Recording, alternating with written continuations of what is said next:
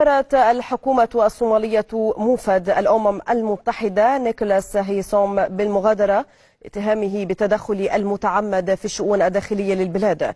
وقالت الخارجية الصومالية أن هيسوم لم يعد مرحبا به ولم يعد بإمكانه العمل في البلاد. جاء ذلك بعد أيام من تصريحات للموفد الأممي أعرب فيها عن قلقه إزاء تصرفات الأجهزة الأمنية الصومالية التي تدعمها الأمم المتحدة في أعمال عنف مؤخرا أسفرت عن عدد من القتلى.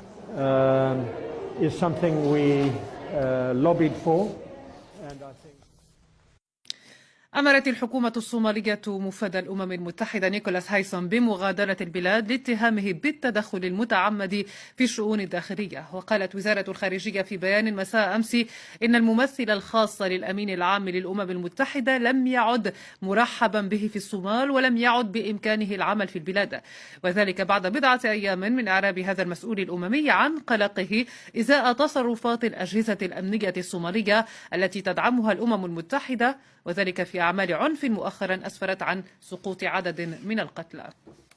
طلبت الحكومة الصومالية من موفد الأمم المتحدة نيكولاس هيسوم مغادرة البلاد متهمة إياه بالتدخل المتعمد في الشؤون الداخلية. وقالت وزارة الخارجية الصومالية في بيان إن هيسوم لم يعد مرحبا به في الصومال ولم يعد بإمكانه العمل في البلاد.